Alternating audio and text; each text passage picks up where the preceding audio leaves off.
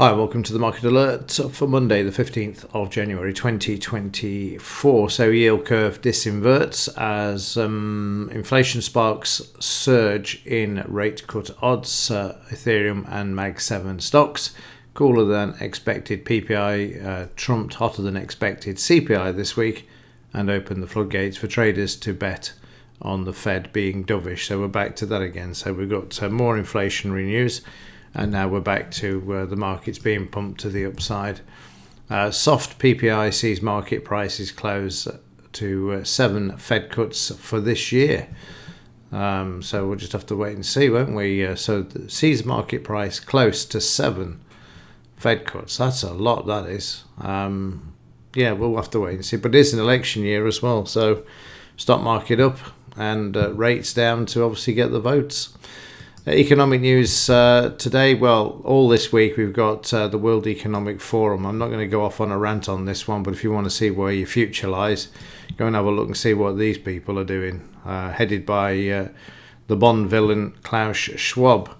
Anyway, it's a bank holiday in the UK as well. That's today. I think it's Martin Luther King Day, isn't it? Let's just double check this. Yeah, Martin Luther King.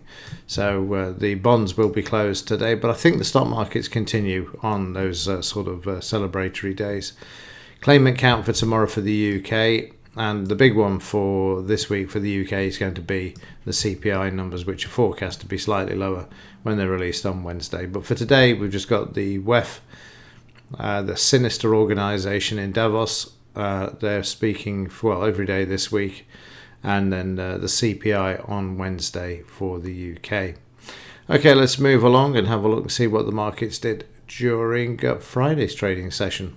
So in the Dow, we had a down day, but the market recovering. You can see that overnight we're stuck in a sideways range. We're up above the 20-bar moving average, and the 5 is still offering a bit of resistance there. We still need to close above this recent high, which is the all-time high shown there at 37,815. But the market's poised to do that. You can see that the trend is building to the upside there. A bit of demand as well through Friday as well for this market. 30-minute chart choppy on the PPI numbers, which you can see there. The market retracing, then moving higher. It needs to get above the DP in order to continue, and also the 200 MA is in there as well with the black moving average. That needs to be taken out as well. DP, critical area for this market, needs to drive higher through all of this to then head towards the high of Thursday. Meanwhile, in Germany, the market's also moving higher. We need to take out the 78 and 89, and then again the all-time high at 17,004. That's an area at the moment that is obviously causing a bit of grief. We can see here the last time the market approached this, it was then sold off. So the 89 and 78 is a very important area that needs to be taken out in order to attack that 17,004. In the 30-minute chart, Friday, we saw the market move higher, then lower, down to the close and low of the Thursday, and then the market moving back up slowly. But it's moved well on the overnight. We're up 70-odd plus points there at the moment. Whether it can maintain that to close back above the high of Friday. Oh, we are above the high of Friday, sorry. Already above the high. So the R1 we're sitting at the moment, then we've got the R2 there as well. What's this line here, just to get an idea of where we are? This is 16,850 up here, so we've got a bit to go towards that 17,004. It is, quite a bit of a distance there. But this high here will be interesting as well for the DAX at 16,000, oddly enough, happens to be 16,841. That's what we were just looking at in the 30-minute chart. So the R2 is going to be an area where you can expect some resistance because of that selling that we've just looked at in the daily chart. I'll just go back now, check that.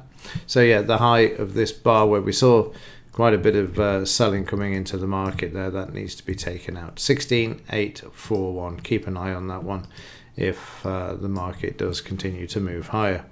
S&P 500 still trying to make its way up. I had no doubts that we'll go to the all-time high in the monthly chart of just drag this across for you so you can see it. Just widen it out. If we go to 4817 and 4796, you can see we're still desperate to do this. This is the monthly chart. This is January so far. I have no doubts that we'll take this out going forward. In the 30-minute chart for Friday, bit choppy, PPI numbers again moving up and then stuck in a sideways range. Also, good news so far, we're above the DP in the close for Friday, the 50 EMA, the 20 bar moving average, and the 5 as well. The high's not too far away. It's a holiday in the US today, no government agencies open, so we'll see what happens there. In the FT100, down again on Friday, but managing to find a bit of demand coming into the market off the 50 EMA there, so the market holding quite nicely. And then in the 30-minute chart, the DP certainly holding the market during Friday as well. Up, we went through and then we came back. You can see we're range bound there, but you can see how the DP held. We're above that and the close and the 50 and the 200, the 50 and 20 EMA there, and obviously just trying to get back above the 5 MA there. We've got above this, we've got the 200 MA, which ties in with the high of Friday. In the US dollar, stuck in a sideways range at the moment, doesn't know what to do, so just treading water there above the 20 bar moving average there, which is important, and also above the 100 level that we saw the market come down to and find support. So that's the main thing, they're still holding at these levels. Meanwhile, in the metals, support coming in at the moment at 22.50. It seems to be holding quite well. A lot of volume at that price as well. We'll just see whether we can get back above the 200 MA. That's the important thing. Above the 5 MA at the moment, but we have got resistance at the high of this bar with the 50 EMA and the 20 bar moving average. So some resistance there, and also this resistance to the left as well. So sideways to higher, and you can see there on Friday the market moving higher till the PPI numbers came out. That's the initial reaction, then the market crushed, no surprise there, but at the moment above the close, and the DP and the 50 EMA and 20 holding there. It needs to get above Friday's high in order to move higher. Whether it can or not, I don't know. That would take us to 23.50, and an area where the market has already been subject to some sort of selling. In the gold market, also starting to move higher once more, trying to get through and stay through the 20 bar moving average there. We've got resistance all the way up with these pink lines there, the highs that have been left behind when the market has been sold aggressively. But we are oversold in this market. We'll see whether prices can continue to move higher there. And in the 30-minute charts, nice rally there, but again still sold into by the traders. DP holding quite well. 20 is above the 50, which you can see green above the blue, and the 5 just trying to come back there. We've got the high of Friday, which the market will need to get to, but again another selling area for this market, so you would want to watch this area if you are a buyer of gold. And in the gold silver ratio, down on Friday, but coming back quite nicely there overnight. Again, I would expect this market to continue to move the gold silver ratio to the upside there. Right, let's have a quick look at Friday's trades and the overnight markets in the smaller time frames before we finish this morning. So during Friday, let's just wind back. We started off quite choppy in the pre-market session, moving lower. Prices then moved to the upside. You can see there we had a potential buy. This was filled, and then the market continuing up, and then I just trailed the stop, and as it came back, you'll see the trade being taken out there.